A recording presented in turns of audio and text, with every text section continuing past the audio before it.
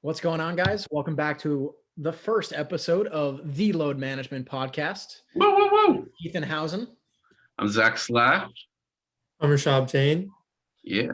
And we're just going to break down a little bit of basketball talk. We all have different teams that we mess with, and we're just going to kind of, break it down. I think we should start off with the Olympics. We had a big semifinal last night. Team USA was struggling early, but really opened things up in the third quarter. Pretty crazy. We're into the finals facing France. What do you think of the team's performance so far? Honestly, I feel like this is one of the first times in recent Olympic history where it was kind of in doubt whether or not Team USA would reach this point.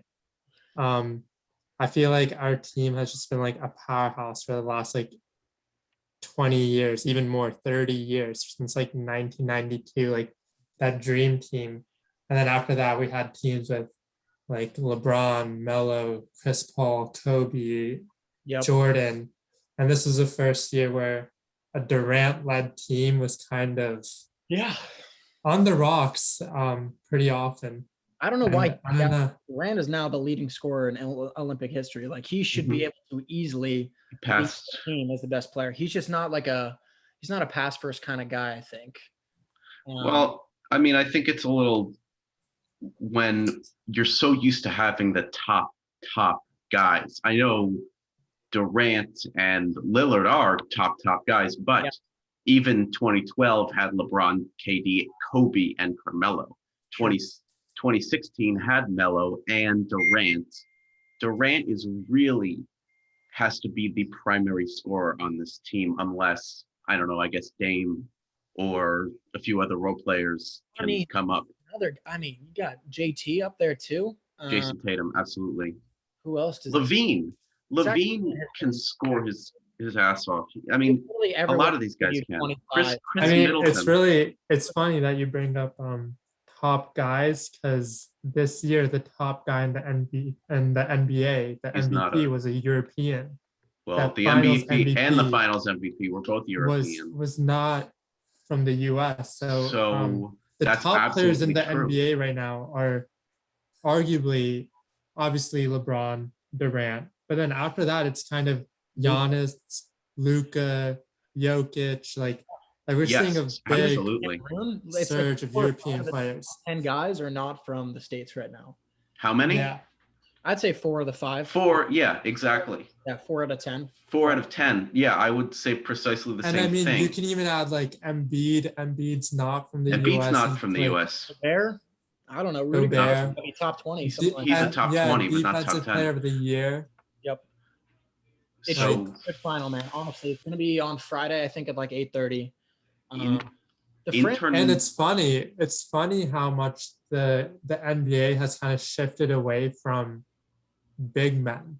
But in the Olympics, we saw that we were getting beat by teams that had bigs, and we lack the size. And our MVP was a center. Our finals MVP was a power forward. Our runner-up to the MVP was a center. And it's so weird to say that the NBA is shifting away from big men, but our last 3 biggest award winners were all big men. Interesting. And these big men have a different skill set than we've ever seen before, especially guys like Jokic. Yeah. And maybe they can learn that kind of stuff better in international play than they do in the United States.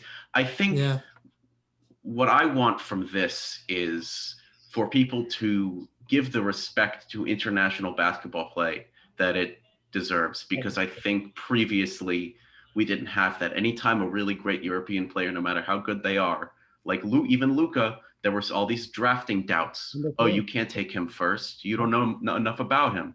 But none of that was true. That stems from a history of European players not being able to translate their style in the NBA. A lot of even though you've got that doesn't. Ricky Rubio was one of the best European players, and when he came over to the NBA, he was kind of mediocre average, you know. Bargnani as well. Bargnani was hyped up. Darko Milicic was pretty hyped up. Of course, one of the biggest draft busts. But we're in a. What's up, Ethan? I was just gonna say KP right now. His trade value is pretty low. It's pretty low, yeah. Pretty low. But he had a pretty good peak, but his trade value is very low now. But what I'm trying to say is that things have changed from that point in basketball history. Now, this international play needs that kind of respect. Yeah. And I think it when it comes to drafting players, you're going to see less of this, hesitancy to take him because he's from another country. Yeah. I think you're going to see a lot less of that. It's more like, he is from another country. Let's get him. Let's take him. Yeah, exactly. I agree. And if you think about it, there's 300 million people in the US, and outside of that, there's like 7 point something billion outside of the US. Like the chances are like there are better players in like Africa and Asia and Europe. For sure. Like, yeah, I mean, some of the best. They train kids at a really young age. But Luka had a really interesting quote where he said it's like when he came into the league, he told people, it's a lot easier to score here in the NBA than it is in Europe. And I think that's great training for European players. There was a bunch in this draft. I don't know if you guys paid attention to this draft. There's a huge center, 7'2", out of France called Alperen Sengun or something like that. And his numbers looked nuts in the G League. And he's, in the Euro League. And analytics guys like love him to death. Okay. But he's 17th or something like that. Like translating that to the NBA, it should be easier for them. Just because it's so difficult to get a bucket using the FIBA rules. I think. And in terms of adopting the FIBA rules, I think we should do it. I think we should do it, and I think that's another thing that could really enhance how seriously international play is taken once we. Do you want to go over the FIBA rules just so we Sure. Let's talk about them. Let's go into specifics if you have them. I don't know. Jump off the bat. They definitely don't like any ticky-tack fouls. Or they call it on the floor. One of the weirdest rules I think is like the goaltending rule. That one. I don't think you can goaltend. It's kind of like even a free throw. Like someone was hitting a free throw late in the fourth, like Keldon Johnson maybe, and his like first free throw rimmed out, and this what's his name just came and like blocked it, and it was super weird to see that. I was like taken back. Right. That could be kind of cool. That's an extra. Maybe an extra possession in the NBA. If that happens, that could be something cool. I don't think it would work in the NBA just because the NBA has like a certain entertainment value. As much as it's a sport, there's like it's entertaining to see these high scoring, like high flying offenses. Yeah. And if you look at the Olympic play, like teams have not topped like 100 points. You're lucky if you get to like 90. You know. That's true. That would just take away. Quarters are 10 minutes though. Yeah, that's true. That's true too. Eight less minutes of playing time. Wow, that does translate. Yeah, that does. Well, you're right. That would do something, but it's also very low scoring. It is low scoring. The U.S. scored like 90 for their last game, but they also were missing a lot of threes. And that's another example of there's teams that hit like 100 in 3 quarters. That's Warriors, man. Yeah, we've seen that happen. We've seen teams hit like 120 in 3 quarters, and they end the game with like 140, 150, especially like recently. I mean, I haven't watched a lot of NBA games of late because it's the off season, but what I have been watching is the Olympics, and it's entertaining just because it's fast paced and it's not the stopping and the starting. Like part of what I think is kind of ruining the NBA is all these freaking free throws, man. And like people time on the line and refs are like, oh no. And it's just in kind of FIBA, it's just like, just play, man, just freaking play and don't do anything that's like really bad. And we're not going to call a lot of fouls. Like I guarantee you each of our games, Durant's probably had the most free throw attempts and like 5 or 4 a game. Not these crazy games like James Harden's like hitting, 18 free throws. Luka's hitting like 6 free throws. It's tough for the game. It slows it down and it takes away entertainment value, I think. Yeah, it's also just frustrating to play a game where I know they're trying to change this one rule, the Trae Young like lean into the defender rule. That needs to leave. The kick out on like 3-point attempts to draw that foul, that needs to go. Like I think in terms of fouling, FIBA does it better. I don't know about the goaltending thing. I kind of like the way the NBA handles it. Yeah. It is a little bit confusing. We saw in the playoffs where DeAndre Ayton on that game winner. Yes. There was a lot of confusion about whether that's goaltending, whether that's a clean play. I mean, because it's not. It's an inbound. It's an inbound pass, but then there was a similar situation like in the finals where I think there was a lob to Brooke Lopez. That was a pass, but they called it offensive goaltending. Or interference. Weird. So you're right. That can get dicey, and it's kind of like gray area. So that would be a tough rule to translate. But I'm having a lot. I think I think you're right. I think at the end of the day, the difference between that pacing is going to be the pacing of the watching the game, with all the stops and starts. Those fouls are one of your primary reasons for that. Yeah. And I mean, I just think that I don't think that you should necessarily call a foul on Trae Young every time he does that stupid lean. It's just not it just shouldn't be a foul. Yeah, it's I know. Because it's baiting. It's baiting. I mean, if anything, it's an offensive foul. If anything, it is an offensive foul. I think they're going to start calling it an offensive foul, actually. Yeah.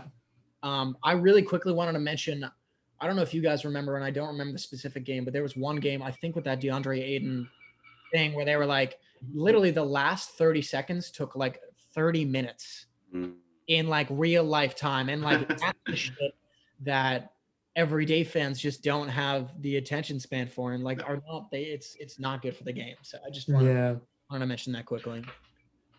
And I want to be able to watch a basketball game from start to finish in time, with some sense of urgency. I don't know. I would say if a game lasts more than an hour and a half of viewing time, I think it's going too long. I don't think enough people have an hour and a half to just sit and watch basketball, I mean, some games go to 2 hours. It's just like long, Yeah, no one really wants to sit there and like watch someone shooting free throws, especially like either good free throw shooters or like no one wants to see someone consistently make their free throws or someone who's like constantly missing them, Like I'll watch somebody make their free throws. The James Harden thing, I feel like I don't hate him. I don't hate that he does it that much. He's smart. Yeah. Huh? I think a lot of times that guy actually does get hacked hard. Yeah. And I think it's kind of like with LeBron, not to that extent, but when LeBron used to have people bounce off him and he wouldn't get foul calls because he was just too big and people were just bouncing off of him. Same thing happened with Carmelo. Yep. He missed out on so many foul call opportunities because we're seeing that with like Zion and like and it's going to happen to Zion because Zion's so freaking huge and and everybody's just going to, nobody's going to make that man look like he's been fouled. Yeah. It's going to look like he's fouling you. Yeah. That's I think that has to be a part of the game. Just because they're like, they're built different. Like the Trae Youngs of the world don't have the physical, it's true, overpowering capability. So if he's going to be effective in the league, he's got to find a way to be, shifty and change up the movement. And I don't necessarily think that bigger players should have less opportunities to go to the free throw line, though. No, I agree. I think you should call a foul if it's a foul. But a foul on Trae Young, or like the same foul on Trae Young versus the same foul on LeBron. Yeah, that's a fair point. It's just not going to translate. I never really thought about it like that, but I guess that's kind of a good point. It should be like based off body mass or something like that. I know that's hard to measure. I still think that Melo and LeBron and Zion, they miss out on legitimate foul opportunities. Zion for sure. Free throw attempts a game. He's getting like 6 or 7. Yeah. He's literally getting hot, like beat up under the rim. And he makes his free throws too. He's like a more consistent free throw shooter than I think Giannis. I don't know. Yeah. Regular season. Yeah. I think Zion's around like mid 70s, low to mid 70s. Low 70s. I think Giannis is that's what I think. High 60s, mid 60s. I guess. And it matters though. Do you guys want to hit free agency a little bit? There was a lot of moves that happened this week. Yeah, I would love to talk about free agency. Let's talk about a move that didn't happen. Okay.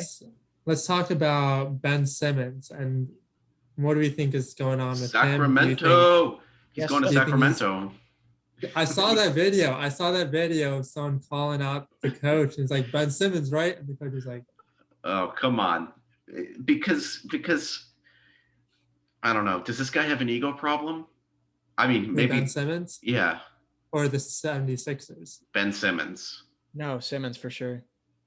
I think everybody would say at this point that Simmons has an ego problem. It's kind of a low blow at this point. You mean he's lost confidence in his game, or he's just? I mean, his ego problem, meaning he is trying to direct where he ends up too much. Oh yeah. And he thinks he's better or more valuable on the market than he is in real life. Really? You don't think that's coming from the 76ers though? Sorry. What do you mean? They want to keep his trade value up? I mean, of course they do. I think that the 76ers are asking for too much for what Ben Simmons actually is. I don't know. I feel like Ben Simmons got kind of exposed for what he really is. He's not really a shooter. What he is a good defender with a very limited offensive game, which is essentially just passing the ball. I don't think he can shoot. Rishab, I could not disagree more. I think he's lost all confidence in himself whatsoever. If he was averaging 17 a game his freshman year, or I'm sorry, his rookie season. And it's just like there was this one play where Embiid called him out in that Hawks series, game 6 or game 7, where he was literally under the basket with the ball with nobody around him. And he passed it to Matisse Thybulle. Like, if that's not a scoring thing, anyone in the NBA or the G League would know to go up with that. That's a confidence thing, man. And if he gets his confidence back, he's an elite defender, a great passer, a great rebounder. Okay. Scoring. I definitely think that his value is better than his market value right now. I think he's in a really bad place. I think the social media is just going off on this guy. The traditional media is going off on him. Everybody's saying how the Sixers have to get rid of him and yada, yada, yada. So he's definitely at the lowest point of his career right now. Yeah, that's obviously. I don't think it's impossible for him to make a career comeback. It's just, number one, he needs to be less stubborn. When the media asks him if he's going to work on his shooting game, he should not say no. Yeah. Which, I mean, he didn't outright say it, but he did imply it. He said, I'm an all-star and I'm going to do what I continue to do to continue to be an all-star, which is basically saying, I don't need to learn how to shoot. And that sort of mentality, I don't think is going to be good for him going forward. He has to be able to adapt his game. And I think there are a lot of questions about his passion and his dedication to the game and whether his mind is in the right space. There's a lot of questions with this guy. So of course teams are going to be hesitant to trade for him. But at the same time, I don't think he's going to get 0 offers. Somebody's going to. I mean, realistically, what do you think Ben Simmons is worth right now? You're the Knicks. Do the Knicks go for Ben Simmons? Do the Knicks go for Ben Simmons? Well, not right now. No. Not now. No. Not because we have Randall. And Randall's splits a similar position. What team needs Simmons or could use Simmons and benefit? The Sacramento Kings. No, not the Kings. The Kings have enough passing, man. I think the Timberwolves need him. Literally need him. For defense. I mean, they're, Yeah. Cat's just chilling. And what do you give up? What do you give up for Ben Simmons? I know they're not willing to give up D'Lo. I would give them Jared Culver, of course, because he's going nowhere. Probably a Kogi, and maybe Malik Beasley and a pick. Because that gives Kogi, Beasley, and a pick. And Culver, just because he's a young player. And Culver. That, God, in a pick. Right? Both. I think if I'm the 76ers, I would take Okogie just because Okogie's pretty good defender. Beasley for some offense. Great. Yeah. And maybe two picks. 2 first rounders, 1 second round. Yeah, they don't want Jared. Oh, you're right. Larson. Okay, the Sixers, I guess we kind of have to accept the fact that the Sixers probably aren't going to get a really high-profile player from this trade. I don't see it happening. What's the best player you think they could trade straight up for Ben Simmons right now? 1 for 1, a 1 for 1 trade. 1 for 1.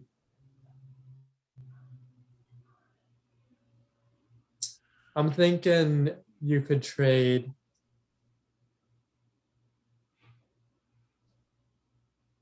maybe CJ McCollum. I would take CJ maybe. Maybe. Now I wouldn't be surprised if that's the direction if they can get CJ. But I don't know if Portland would be willing to give up CJ. Yeah, they'd have to take on Simmons as a project. Yeah. And Dame Dame's probably not happy for the team. Dame doesn't really want Dame and Simmons wouldn't even work together.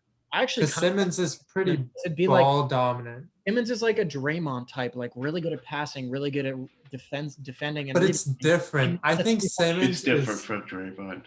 I think Simmons is more ball dominant. Draymond's willing to not have the ball. Draymond knows that he's third after Steph and Clay.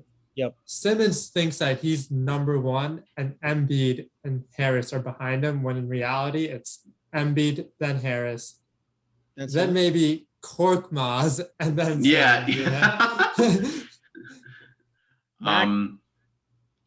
I can't. If you're taking on Ben Simmons, you better have some patience. You better realize that this guy is not going to be the player you want him to be at the beginning. It's almost like taking on a rookie, because this guy basically has to restart his career right now. I feel like he's at a point where he's got to start over. Yeah, I was about to say, rookies are the ones who have these confidence issues where they're not confident in the NBA, and that grows over time. This is Simmons 4th or 5th year in the league, and now his confidence is declining. I don't know how you just switch that around in the 5th to 6th year. It's something like a mental thing. You don't think a change of culture or change of situation could really just kind of snap him in? It could help. It's not going to fix everything. I don't think so. I think if you call up 20 or out of the 30 teams, I think 25 teams would take Simmons. Absolutely. For, it depends on what they want. I'll give you Obi Toppin. Oh, I would give him a lot for the Celtics to take him on. That'd be great. I'd love Simmons on the Celtics. That could work. He could be a banana. Who would you trade? Great defense. Smart. I'd give up Smart. Smart. Robert Williams. Not Rob Williams. No, I think you'd have to give up guards. Guards and a power forward. Marcus Smart. Okay. Listen, I just don't think he would be a good fit for the Knicks, so that's why I didn't think that there was really good option there. But you guys are a great defensive team. I think Simmons needs to go to a team that needs a defensive presence and needs passing. Yeah. If you're looking for a score, look elsewhere. But if I'm a team, what I want from Simmons is fast break offense. Mm-hmm. I want fast break dunking and fast break passing. Yep. And if he can give you that at a good rate, where Simmons was at in his second and third year when he was probably at the best he's ever played, right. That is a player that is worth that kind of money at the end of the day.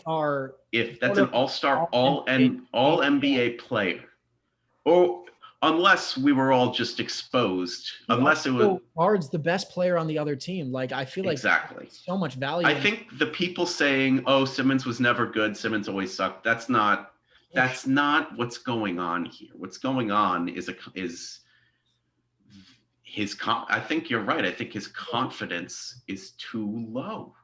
I think Kendall left him for Booker. Oh my goodness! And he hit the head, bro. He went to the bar. Hit the Henny, you know. Yeah. Oh God!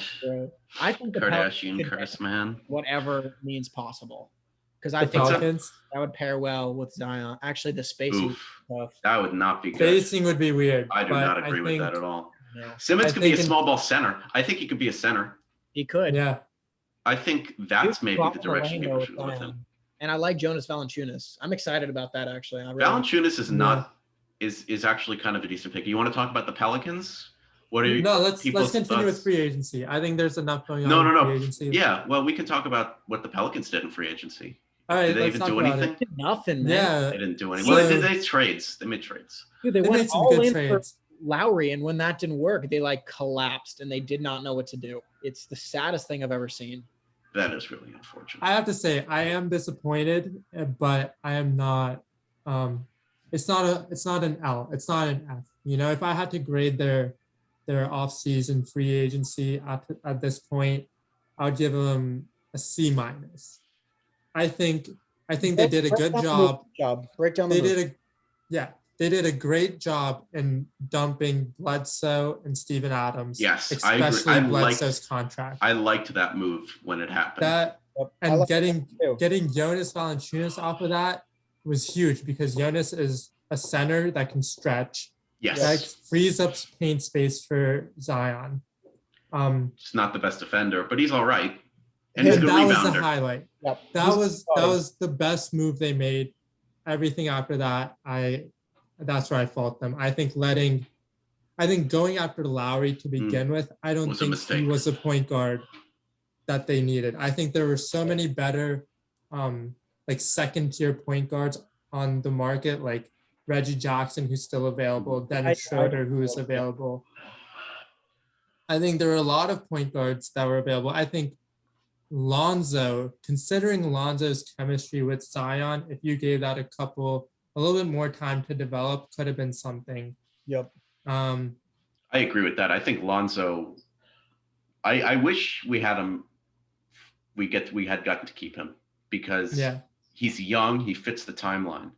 I wish we did. And I don't think we didn't get much in return for him. We got an aging Garrett Temple who, even at the peak of his career, was never anything special. Right. Role player. I don't even know if we ended up getting Satoransky. I don't know what happened to him. But he's a.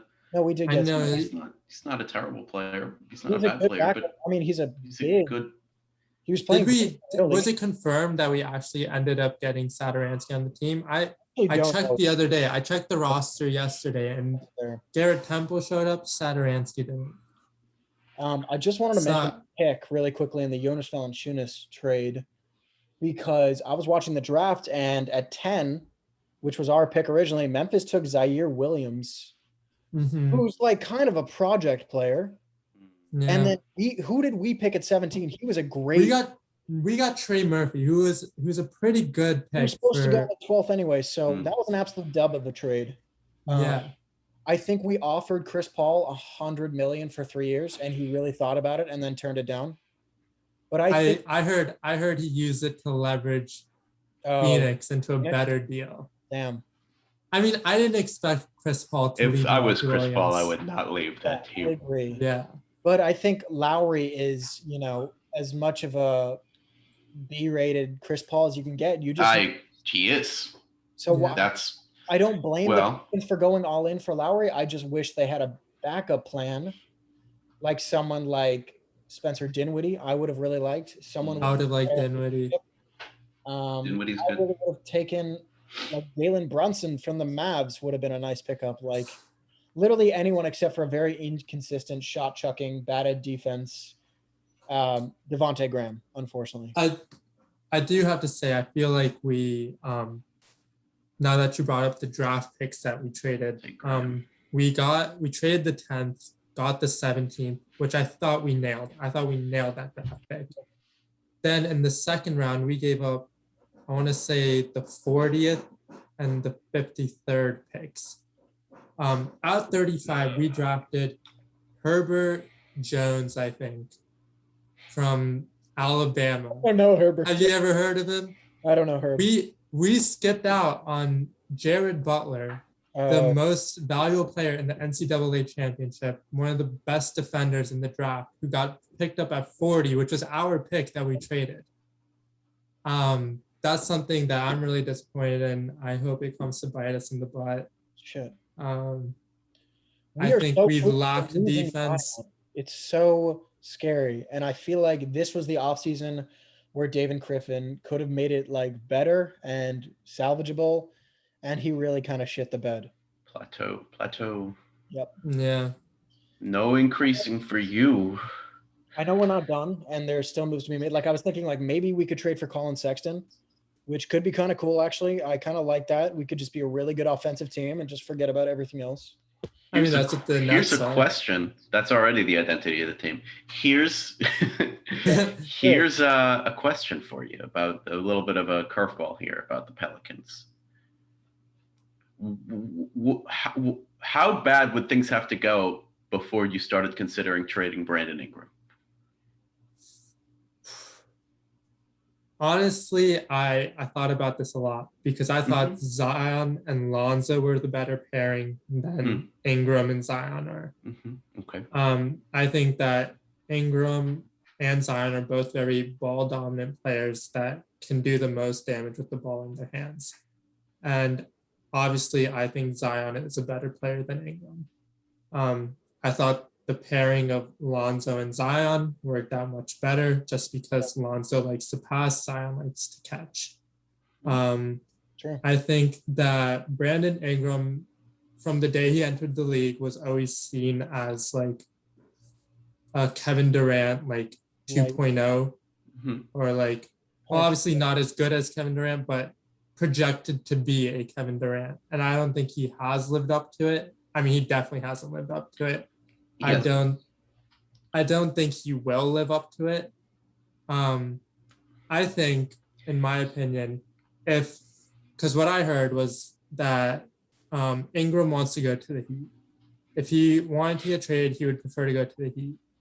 And I think that if we see the Heat struggle with Duncan Robinson and Tyler Hero both struggling there,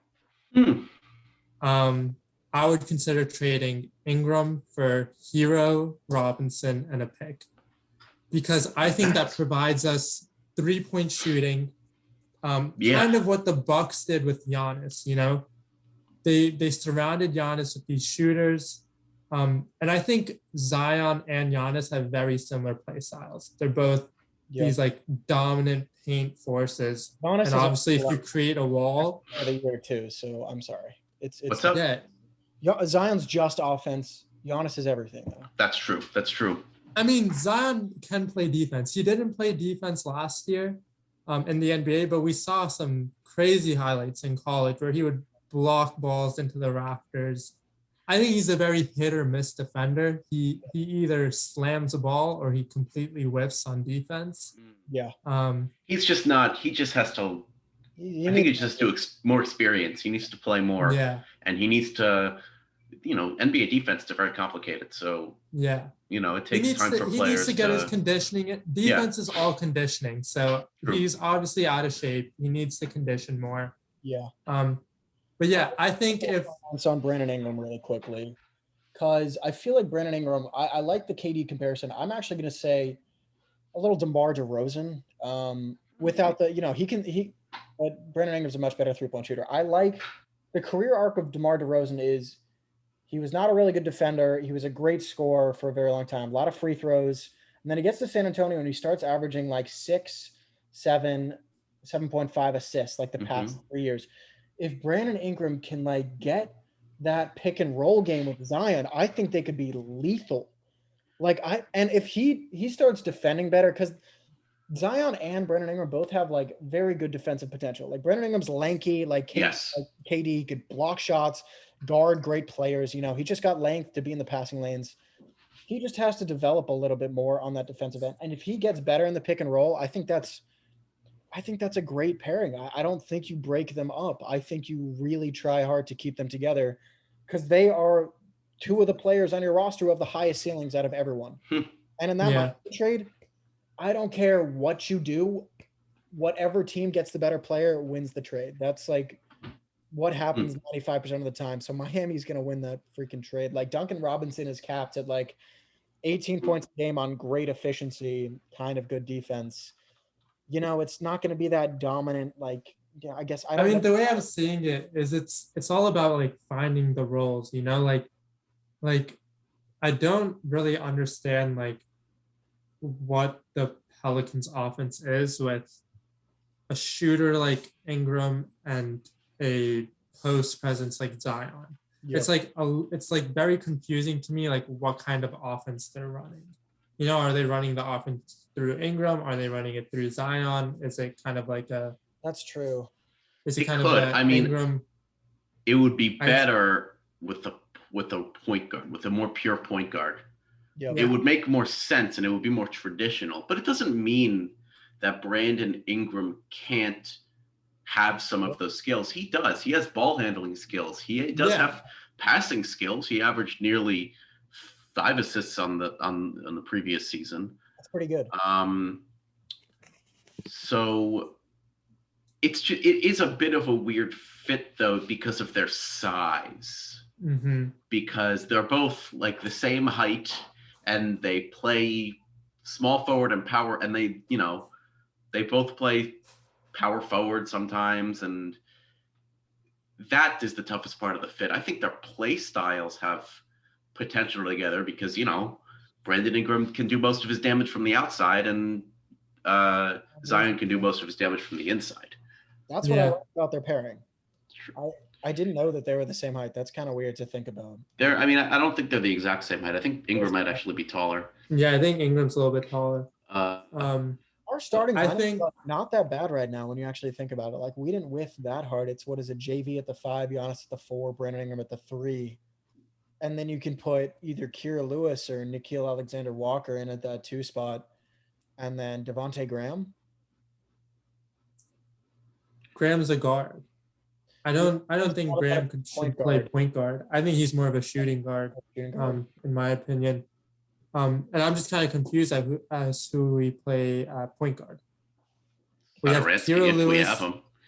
We have Kira Lewis, Garrett Temple, and as of right now, I don't see Satoransky on the roster. Point Zion.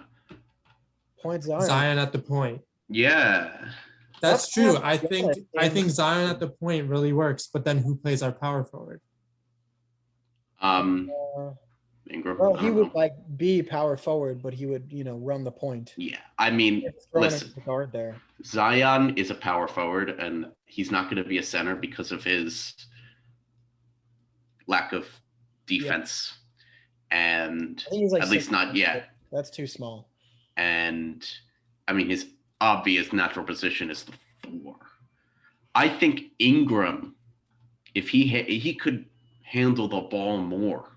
I think if you really want to max out this relationship between Ingram and Zion, then you have to give Ingram that point guard kind of role. Right now, the projected depth chart is Nickeil Alexander-Walker at point, Devontae Graham at shooting guard, Brandon Ingram at small forward, Zion at power forward, and Jonas at center. I kind of like Nickeil and Kira both in the starting. I personally don't think Nickeil is that good. I like Kira a lot. I think Kira should start at point guard just because he's a tempo pusher. He's really fast, really good defensively. Will run the break with Zion. I'd love to see that. I think he could be. You see, here's the problem though. That team, right now, it's not a playoff team. No, it's not. So no depth. So that's why in that worst case scenario, Brandon Ingram could very well get traded. Maybe not this season, but it's going to have to be an option for the team going forward. Yeah. I give Brandon Ingram a year to prove that him and Zion can do something spectacular. I agree. I think if they can make it to the play-in tournament, and if let's say they make it to like the second round of the play-in tournament, I'll take that as a win for this current roster that we're looking at right now. I agree. I'll take a loss in the play-in regardless, actually. Anything. Just get there. Yeah. What if they trade BI, man, and they don't get a good return? Well, they will get a good return. What? Yeah. Who are you? That's why you do it. You do it because it's a guaranteed good return. But you wouldn't search for necessarily a star player. I kind of agree with Rishab that if you get really good shooting role players, that is the kind of move that they're probably going to want to make. It's not going to be a move for another star unless a point guard, unless they can get a scoring shooting point guard. Yeah. Unless you can do that, then you should trade for shooting role players and defenders. What do you think what is the path to success for a young, talented, promising team that's not winning? What is the path? It's a veteran point guard. That's that's true. A veteran point guard. Like what if do you think there could be a trade? Do you think there could be a trade involving Lillard and Ingram somehow? That's what I'm thinking. That would be really cool.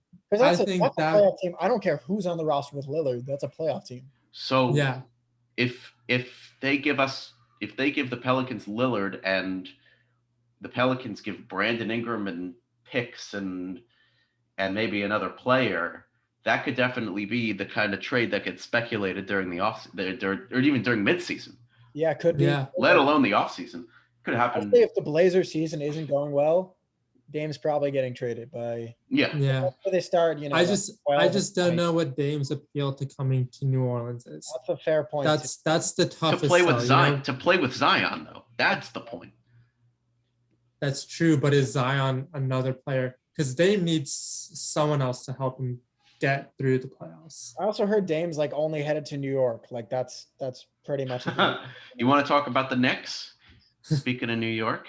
Sure, we can translate. Yeah, we can. Let's talk about Knicks. Let's talk about the Knicks. Oh God, free agency.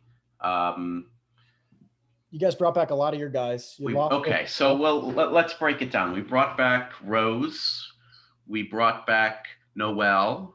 We brought back Alec Burks. Yep. And those three guys. You mean MJ, Alec Burks? MJ, Alec Burks. I think Alec Burks had a few 30-point games near the end of the season. Alec Burks was nice. He's always been able to shoot and has always been a very high-quality role player. So I really like bringing him back. Noel, I think we got him at a very good deal. I think we're paying him the perfect amount. And he is a versatile. He's not just a good defender. He's a versatile defender. He can do a lot on the court on the defensive end, and he catches lobs on the offensive end and get rebounds. Absolutely. I mean, the thing is we have him and Mitchell Robinson, and they basically are kind of equal in terms of their ability on the court. So we're pretty much our roster center-wise has two very quality centers. Derrick Rose is a great player to bring back because I think, number one, what he did to help the team's culture and how well he integrated with the team's culture, it's almost like that first stint a few years ago never happened because he had his role on the team almost immediately. I think Tibbs has something to do with that, but I also think him coming off the bench is really nice. And while I don't necessarily consider him the point guard on the Knicks because he's coming off the bench, he is still technically the best point guard we've had in a while. Is he starting over Kemba Walker? No, he's not going to start over Walker. I would start over Walker. I would not. D-Rose off the bench was something really nice last season that was able to – I just think it fit well with the team. And he'll play with Emmanuel quickly, which they fit – I think they fit very well together. Re-signing Julius Randle contract extension. What a move! I mean, what a pro move! What a move that gives off this idea that we're investing in this guy and he's investing in us to become the real face of the franchise. I mean, that's what we have the potential to do here, is have this guy who, I know it's only been one season and he needs more time to prove that he can do what he was doing last year on a more consistent basis and to do it in the playoffs. But we haven't had an opportunity like this in a long time, and I'm glad we took it. Zach, I have a really quick question for you. Yeah. Being realistic and optimistic, do you think, what role can Julius Randle play on a championship contending team? Is he a first banana, a second banana, or a third banana? Julius proved last season that he can be the first option on a playoff contender team. A playoff contender, sure. What about a championship contender? Well, I'll get there in a second. It's tough with a guy like Randall because the way he played last season, he was so ball dominant. And it was so interesting to see what happened when the ball was in his hands most of the time. And the fact that that led us to wins was not only a surprise, but just a vote of confidence for, I think, fans of the team. In general, I would say that I wouldn't believe that a Julius Randle-led team is a championship contender. But that's not the point. I mean, who would really think that, though? Especially right now. He would have to go from a 24, 11, and 6 kind of player into, a near 30 points per game sort of player if he wanted to be that guy. 26, 11, and 5, those are elite numbers. Well, that's why I said before, he is a legit first option on a playoff team. That's why I said that, because he that's the role he played last year, and he did it very well.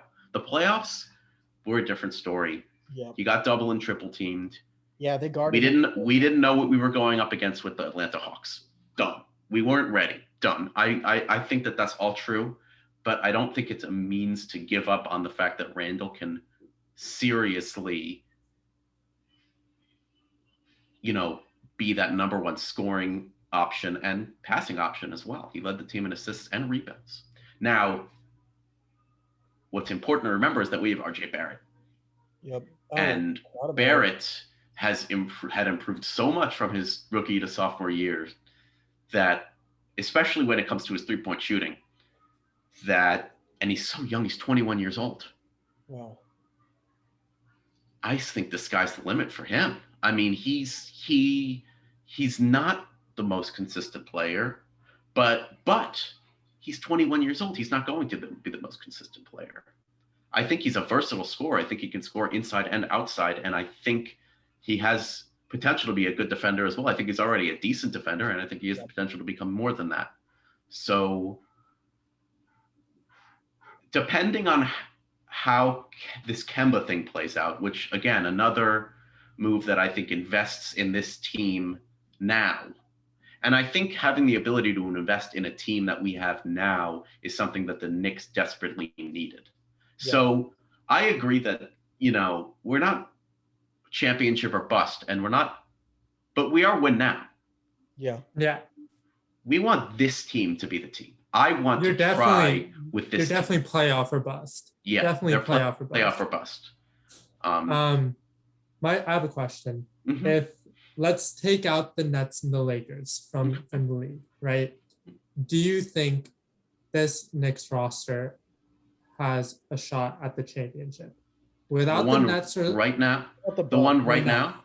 Yeah, this current roster that's on ESPN right now. A championship team, absolutely. Take out the Nets, take out the Lakers. You still got to go through the Bucks, and you still got to go through the Suns, and you still got to go through the Denver Nuggets and the Warriors.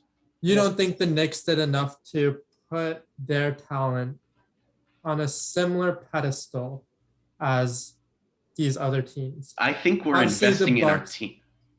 I think we're investing in our team, but it's going to be a multi-year process. Okay. I think we are investing in, I think we're making the right moves to invest in our team, but it has to be a multi-year process because this team, too young and inexperienced. Yep. They don't have the experience. There are some good veterans, but I want to even age those veterans too, because when you have a guy like Derrick Rose, think about it. Championship teams, one thing they all have in common is that they have good veterans, very good veterans that have playoff experience playing with lots of different kinds of players. Some even play for a lot of different teams. A guy like Derrick Rose in a few years can be that guy. He can be an Iguodala. He can be an Iguodala. He can be Sean Livingston. He can be a Brooke Lopez or a Drew Holiday, the kind of veteran that brings a high pedigree and a high level of teamsmanship and sportsmanship and leadership that in a few years, that depending on what roster moves are made in the next few years, could make this Knicks team into a real contender.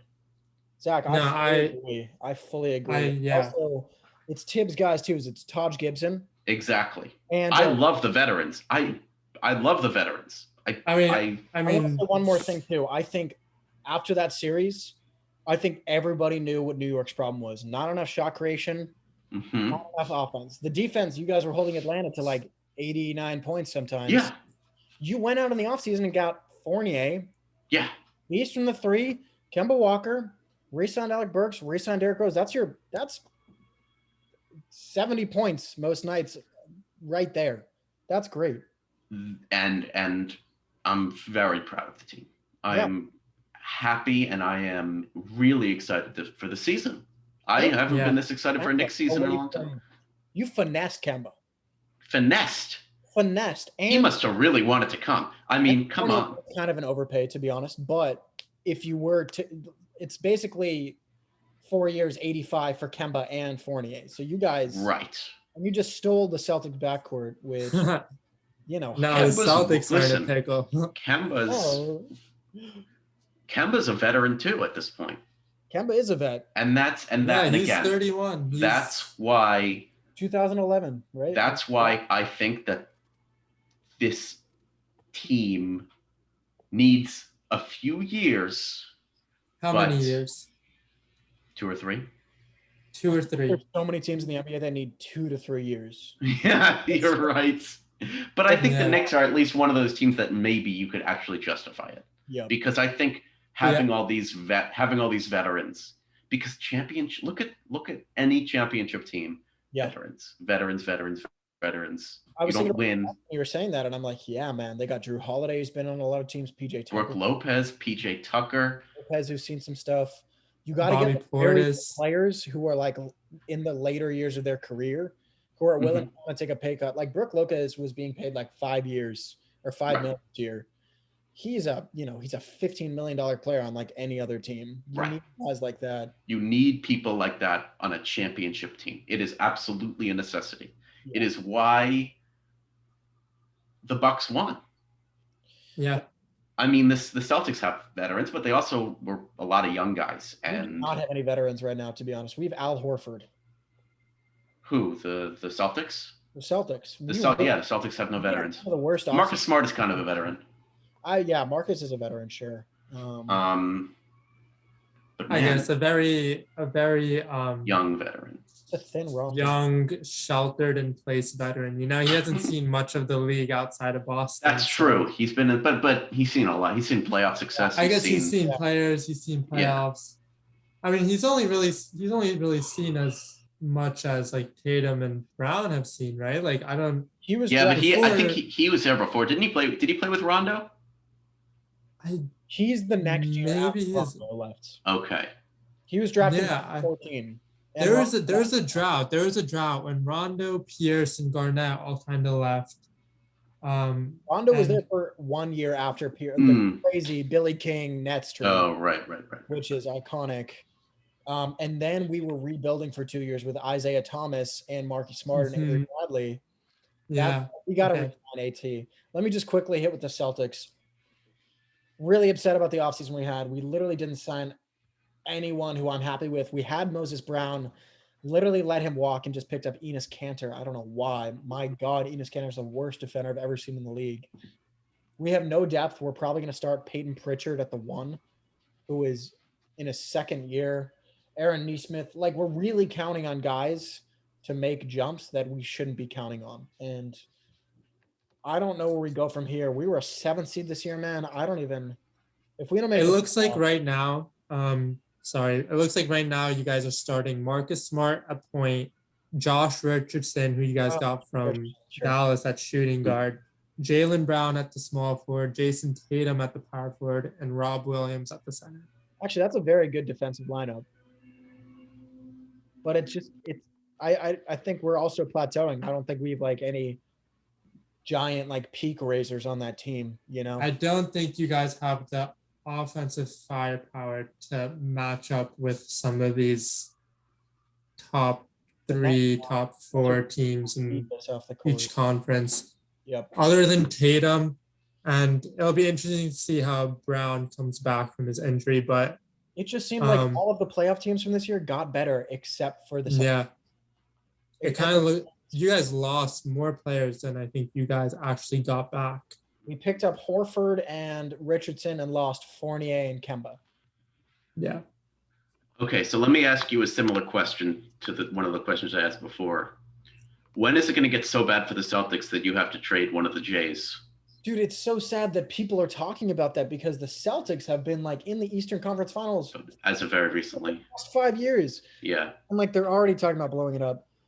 I think you have to keep together JB and Jalen or Jason Tatum as long as you physically can because they're Paul George and Kawhi, 2 versatile guards who can guard multiple positions, who are great on offense, can shoot the 3 ball, can score inside, 3-level scorers. Those are like what NBA teams are really looking for right now. We have 2 of those guys. They're great. Such a shame. They're spectacular, man. The Jays. Great. So I think that I like the Jays. I love the Jays. I like Tatum and Brown too. I think that you guys kind of messed up. I want to say 3 years ago, right after you guys faced the Cavs in the Eastern Conference Finals, you guys let Terry Rozier walk. Yep. Instead of getting rid of Irving at that time. Yep. And that was a core that kind of seemed like it worked because you had the point guard that did exactly what you guys needed, who could shoot the 3. I swear, if we had Terry Rozier right now, man, that would be a solid team. That would be so good. I think that's something that could contend. He would have taken, I don't know, 15 a year, 15, 20, I think 18 a year. I think you guys are missing a point guard. And that was just kind of like a point where you guys kind of just like got rid of a really good core. I agree. And I don't know how Tatum and Brown are going to win a chip, you know? I'm not saying they're not a good duo. There's so many good duos in the NBA. CJ and Lillard, who there's this third missing piece that they aren't able to get over the hump. At the end of the year, there's only one NBA champion. It really does because even this year, man, I think – and this next year, I have no idea who's going to win. I think there are at least 8 teams that could win, and I wouldn't bat an eye. There's like 4 contenders in each conference. It's just so tough. And I don't know. I just hope the Celtics can get one in the time frame that Jason Tatum and Jaylen Brown are together. I really do. Hopefully, it'll be a period after like the Nets are kind of dwindling and maybe Giannis moves. It has to be special circumstances for it to happen. You know, I think every championship is won with special circumstances happening. Like dating back, like, I don't know, 15 years, you can make a asterisk for every single NBA finals. Like this year, injuries. I'm not about trying to turn every ring into a Mickey Mouse ring. It's just ridiculous. Yeah. You can say, oh, it's a fake ring. You know what? Somebody has to win at the end. Ring is a ring. Interesting, Heath, that you brought up that you think there's 8 potential championship winners next year. I kind of want to argue with that because I think that there are 4 teams that are in legit contention for the finals next year. Okay, and they are. Yeah. They are obviously the Nets, the Lakers. Okay. I think the Bucks again. Mm-hmm. Absolutely. I think they did enough to retain their team. And I would say You got to put the Suns in there. I don't know if I can put the Suns in They're there. bringing back the same Suns team. are going to get better. Yeah. I think they're bringing back the same team, but I think they got very fortunate. Very, very fortunate. I think the Lakers are coming back better. Yeah. The Nuggets are coming back better. The Clippers, I think. Okay. See, I want to leave out the Clippers, but I do think Clippers the are Nuggets. Well, yeah. If Kawhi comes to the postseason, I don't know. I don't know. I mean, they were fortunate to not have to play Kawhi, but they got very fortunate this year. But there are a lot of West teams that got a lot better, specifically the Lakers, and I could honestly see the Nuggets. The Nuggets are good. Yeah, the Nuggets are great. The Nuggets are great, and I think they're with Jamal Murray overdue. coming back, They're due. I think with Jamal Murray coming back, they have a pretty all-around team. I like their JaVale McGee signing, actually, because I really like JaVale. I think he's going to make a jump this year. So that's 4 in the West, and I'm going to add the Warriors because you can't – the Warriors are a contender next year. That's 5. Draymond, Curry, and Clay? I guess so. I mean, and Wiggins. I mean, the thing is they should make a trade. And Wiseman and Moody. Wiseman? But we don't know. Wiseman has to go. Wiseman has to go. He is not. Wiseman is getting trashed by his own teammates and coach. He does not fit with the timeline of that team, and Steve Kerr is not willing to coach him. So he's gonna be gone. Wow. That's a bold statement. I've heard such conflicting things out of that locker room. I have no idea what to think about what they think of Wiseman. But clearly they didn't trade him this offseason since they value him. Like, he's a good player. They value him to trade him. He was putting up like 17 and 8. Like, he's a good offensive player. And Moses Moody and Jonathan Kuminga. Like, if you have your rookies. I mean, those are rookies, though. You don't know how their game is going to translate to NBA. Klay Thompson is coming off back-to-back ACL and Achilles tears. You don't know how he's obviously shooters are shooters, right? Like, are we taking him out, or is it just 4? We're not including the Warriors. I don't know if I can include the Warriors for championships. They could be a good playoff team. I will not be surprised if they make it to the second round of the playoffs. I don't see them beating these well-balanced teams. They don't have the depth. Yeah. You're right. They don't have the depth that is necessary. Curry can do absolutely amazing things, and you can never count him out. You can never count the team out completely. Anything can happen. Maybe they make a trade in the season that can get them a more well-rounded bench, but as of right now, I just don't think they are that team. That's fair. I will say they were a play-in team, 8th seed, with literally just Steph Curry, because Draymond was a good defensive player, but he was not there offensively this year. And he averaged 9 assists a game. What's up? He averaged 9 assists a game. That's his career high. Yeah, but like what, 4, 6, 5 points? Not many, 7 points or whatever. I mean, he's not. I think Klay Thompson, whatever he may be, he's still going to be better than Malachi Mulder, man. And like I'm going to put them in a finals contender because you can't count them out. And Steph Curry, right, I'll do that. MVP. I think you're too high on them. Like that's saying that you think that the Sixers are also finals contenders. I think you guys have a short memory and you're forgetting the domination that they literally had over from 3 years ago. These are such a different circumstance. Curry is 3 years older. That's true. Obviously, he had the best season of his career last season, but Klay Thompson's coming off an injury. Like, you don't know how fast he gets into NBA playing form. It's different being in practice than it is obviously being in the game. You don't know if that's true. And there's also the risk of injury, right?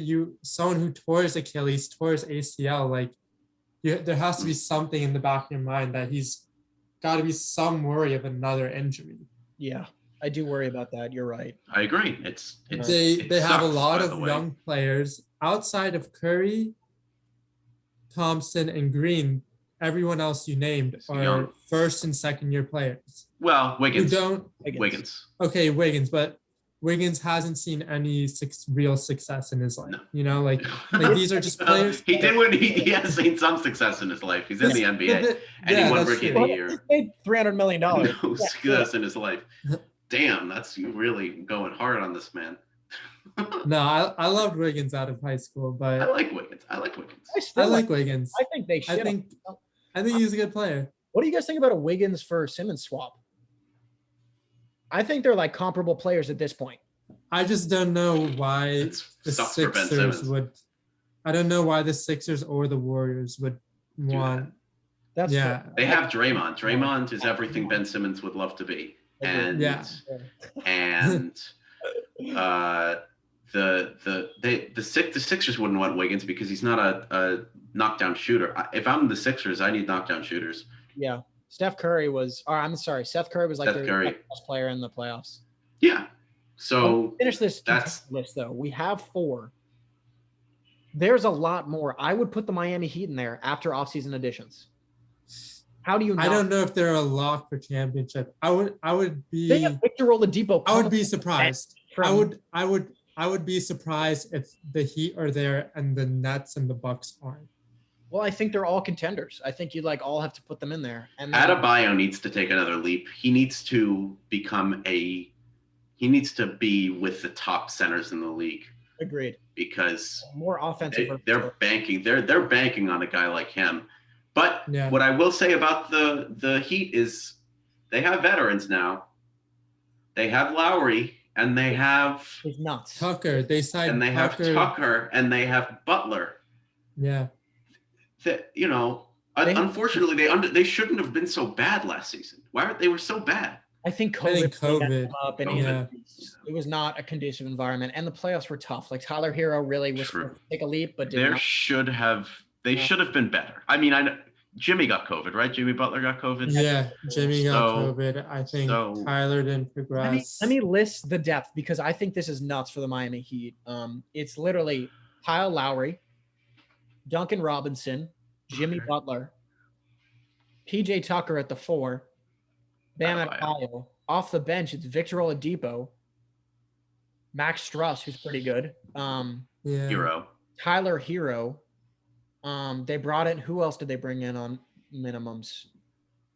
Dude, if you have Tyler Hero and Oladipo coming off the bench, that's a mid-tier starting backcourt, and that's great starting back. Like they got Markieff Morris too, which I thought kind of went under the radar. Great for them last year, actually.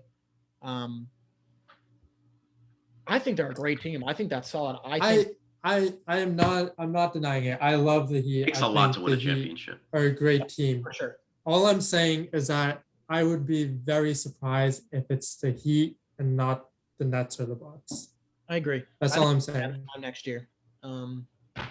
I mean, the Nets are a championship or bust team. They were this year and they lost, but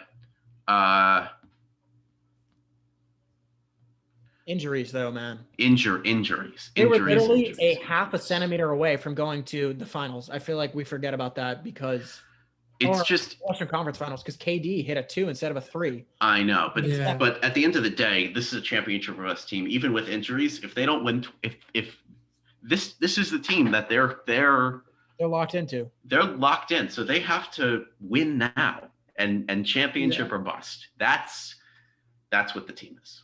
So get on it. Chop, Nets. I agree. I don't know. Next season, I was really excited for this past season or 2 seasons ago when there seemed to be parity in the league. Like Kawhi went to the Clippers and the Warriors looked to be good and everyone was like seemingly parity. I think this year there is so much parity. Like I think both conferences go like 10 to 12 teams really deep that are going to be very good. I agree. I completely agree with you, but I think there are very clear front runners. The Pistons, and they got Cade Cunningham, and picked up some great other pieces in the draft and free agency. Like Knicks need to make it to the second round of the playoffs. This needs to happen. I think the playoffs will be very competitive, but when the dust settles, I don't see any team other than the Nets, Bucks, Lakers, or Nuggets really making it out. I don't think that I just don't think that a lot of these other teams like did enough to go and make that jump to get the championship. Agreed. You know, I think worse. the teams that made the biggest improvements this offseason were teams that weren't playoff teams, like the Bulls. You know, the Bulls made major improvements. Major improvements, but they're not even a playoff team. Like they just went from being a non-playoff team to a playoff team. Yeah. Charlotte, but no playoff team. I don't think any playoff teams other than the Lakers made any changes to go from playoff team to championship. Here's the thing: as much as I hate the Clippers, and I do hate the Clippers, I think with the healthy Kawhi, they could make some noise. Yeah, I agree. So I think they haven't, but they have to sign them. yeah, they do. Yeah, they do. Right now, they have Pandemic P leading that. Oh my God! Well, Pandemic P played really well. Yeah, he played very That's well. True. Is he playoff P now? He's back to playoff P. Yes. I'd say so. Okay. So, anything else you guys want to end off with? That was pretty solid. I don't know. I'm pretty content. I'm content. That was a lot. I mean, that was long. Yeah, that was long. That was an hour and a half. I thought, good discussion. Good talk, guys. Thank you guys so much. That was the Load Management Podcast. We'll be back hopefully once a week. Thank you guys so much. I'm going to start making socials, and hopefully you can follow us on Twitter. Link in bio for description. We'll post on YouTube. Sounds good.